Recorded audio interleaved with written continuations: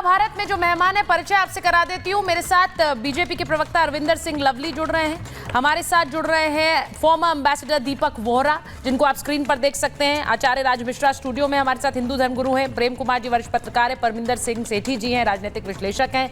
हमारे साथ जुड़ेंगे आचार्य प्रमोद कृष्णम, जिनको आप देख रहे हैं, पीठाधीश्वर है कल की धाम के। लेकिन सबसे पहले मैं जा रही हूँ all India anti terrorist front के अध्यक्ष एमएस बिट्टा साहब के साथ, जो इस वक्त हमारे साथ सीधे जुड़ गए हैं और खुलकर वो देशभक्त होकर देश के खिलाफ उठने वाली हर आवाज को जवाब देते हैं। बिट्टा साहब, बहुत बहुत धन्यवाद हमारे साथ जुड़ने के लिए। महाभारत में यहां भी एक महाभारत है, वहां भी एक महाभारत है बिट्टा साहब। और आपने देखा कैसे मंदिर में हमला हुआ है, वहां हिंदुओं पर हमला हुआ, खालिस्तानी झंडे लेकर नारे लगा रहे हैं।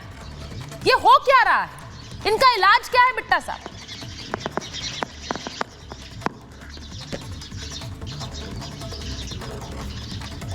बिट्टा साहब को मेरी आवाज आ रही है? बिट्टा साहब, आपको मेरी आवाज आ रही है?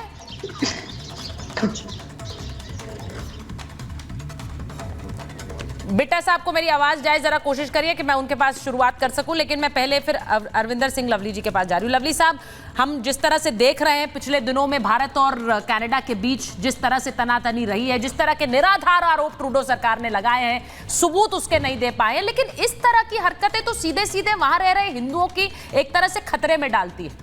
अब वहां भी लोग बोल रहे हैं बटेंगे तो कटेंगे।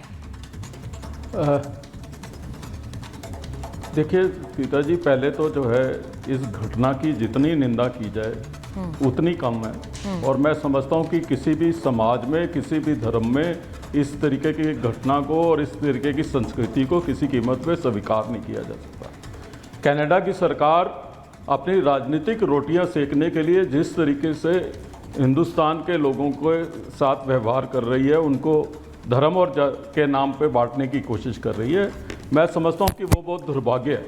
वो सरकार जो कुछ दिन पहले तक ये कहा करती थी कि वो भारत की एजेंसियों के कामों के ऊपर नज़र रखे हुए हैं, आज उनके अपने देश के क्या हालात हैं उस पर जो सरकार नज़र नहीं रख पा रही, तो किस तरीके का प्रशासन जो है वो कनाडा के अंदर जो है वो दे रहे हैं। और मैं समझता हूँ कि बड़ी गहरी साजिश है। ये साजिश इसलिए है कि इसकी आंच कहीं ना कहीं हिंदुस्तान तक पहुँचाने का काम जो है ये करने की कोशिश की जा रही है। लेकिन ये भूल रहे हैं कि ये देश उस संस्कृति का देश है, और ख़ास करके सिख धर्म, जिसको गुरु नानक देव जी ने ये कह के बनाया हो कि हर धर्म और जाति की इज्जत करनी है, अव्वल अल्लाह नूर उपाय कुदरत के सब बंदे। जिस धर्म की संस्कृति ये रही हो कि महाराजा रंजीत सिंह जब राजा होते हैं तो वो हरमंदिर साहब के लिए जितना सोना देते हैं उतना ही सोमनाथ मंदिर जी के लिए भी जो है वो उतना ही सोना देते हैं। ये वो देश है। उस देश के लोगों को अगर कनाडा कि पॉलिटिशियन ये समझते हो कि वो धर्म के नाम पे बांट के कमज़ोर कर देंगे, तो ये बहुत गलतफहमी है उनकी। और हमारे देश के प्रधानमंत्री किसी भी कोने में रहने वाले भारतीय को अकेला नहीं छोड़ते, तो कनाडा में रहने वाले भारतीयों को भी ये हमारी सरकार किसी कीमत पे अकेला छोड़ेगी नहीं। और विश्व पटल के ऊपर कनाडा को मुंह तोड़ जवाब जो है वो निश्चित रूप से दिया जाएगा। और पूरी दुनिया को देखना चाहिए कि एक घटिया राजनीति का स्तर जिस तरीके से कनाडा के अंदर हो रहा है वो ना मानवता के लिए अच्छा है, ना बहुत सारी आवाजें ऐसी उठ रही हैं लवली साहब, जो ये कह रही हैं कि अब एक तरह से एक पाकिस्तान बन गया है कनाडा। वहां पर ऐसे ऐसे आतंकी संगठनों का संचालन हो रहा है जो अब कनाडा से ही चल रहे हैं। ये बहुत बहुत डेंजरस ट्रेंड है। मैं एक बार जरा एमएस बिट्टा साहब के पास जा रही हूं, जो जुड़ गए हमारे साथ, all India anti terrorist front के अध्यक्ष हैं। बिट्टा साहब, मैं उम्मीद कर रही हूं आपको हमारी आवाज आ रही है।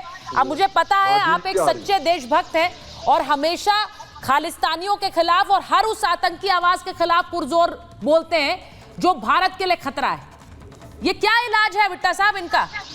देखो, मैं वंदे मातरम बैदी, मैं अभी गुजरात में किसी गांव में हूँ। मंदिरों से मत्था टेकता हुआ मेरा 6 दिन का कार्यक्रम था, है ना। तो मैं 2 दिन के बाद दिल्ली लौटूंगा। मुझे बड़ा दुख हुआ ये जो घटना हुई। बार बार जब आपसे मेरी डिस्कशन होती है, आपसे मेरी बातें होती है, हम डिस्कशन में बैठते हैं, मैं बार बार उसी लफ्ज पे खड़ा रहूंगा। जब हिंदुस्तान का सिख समुदाय गुरुद्वारा साहब के अंदर इकट्ठे होकर के, मेरी बहनें, मेरी माएं, मेरे बुजुर्ग जब एक होकर मीडिया को बोलेंगे 3 शब्द, हम भारतीय हैं, हमारे गुरुओं की कुर्बानी शहादतों का देश है, हम खालिस्तान नहीं चाहते हैं, हम भूखे नंगे पाकिस्तान के टुकड़ों पे पलने वाले जो खालिस्तानी पन्नू जैसे लोग, हमारा कोई संबंध नहीं।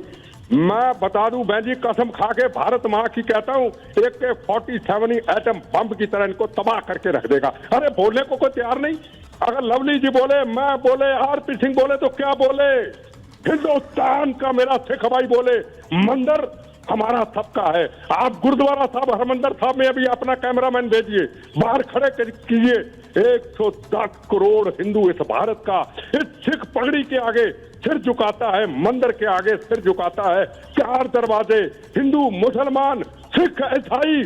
सिख मंदिरों में ना जाए, मैं जाता हूं, डट के जाता हूं, रोज जाता हूं, ना जाए। कभी हिंदू मेरा भाई इसके ऊपर चर्चा नहीं करता है, कहता सिख तो मेरा बड़ा भाई है। सिख कौम ना होती तो हम ना होते, हमने क्या मजाक बना लिया। और कई मेरे दोस्त कहते हैं सारे सरदार भाई तो ऐसे नहीं। चुप रहना भी गुनाह है, अगर मंदिरों पे हमला होता है चुप रहना गुनाह है। हिंदू बोले फिरका परस्त, हिंदू बोले आरएसएस, हिंदू बोले बीजेपी, हिंदू बोले नफरत फैलाने वाला, और पगड़ी वाला मेरा भाई कोई ना बोले। ये जो कर्म कर रहे हैं ना, ये कभी किए थे औरंगजेब ने, कभी किए थे बाबर ने, कभी किए थे अजनब गोरी ने, जब सोमनाथ मंदिर पूरे हिंदुस्तान के मंदिरों को तोड़ा था। और आज जिस सिख समाज ने गुरु तेग बहादुर हिंद की चादर चांदनी चौक में शीश निछावर कर दिया, इन कुत्ते, इन बदमाशों ने, इन लुटेरों ने, इन देशद्रोहियों ने, कौम के जरदारों ने हमारी पगड़ी पे दाग लगा दिया। मंदिरों पे हमला करने वाले, मंदिरों को बचाने वाली सिख कौम, हिंदू धर्म की रक्षा करने वाली बाहू बेटियों की सिख कौम हमारे कलंक लगा दिया। तो मेरे हिंदुस्तान के सरदार भाई क्यों चुप रहे? मेरा सवाल है, एक ही सवाल। बिट्टा साहब आप बिल्कुल सही कह रहे हैं। मैं तो दूसरी बात कहती हूँ, मैं कहती हूँ कि ये जो हमला हुआ है उस पर देश की राजनेता भी नहीं बोल रहे हैं। आप ये बताइए मुझे, आपने कहा कि सिख कौम को सबसे पहले बोलना चाहिए, आप जैसे देशभक्त तो बोलते हैं, लेकिन यहाँ के राजनेता भी नहीं बोलते हैं। मेरी बात सुनिए ना, अभी थोड़ी देर में कल दूसरी डिस्कशन कर लीजिए। हाँ। पहले भी कहता हूँ, आज भी, रुमाल निकाल के, जैकेट निकाल के बाहर आ जाएंगे।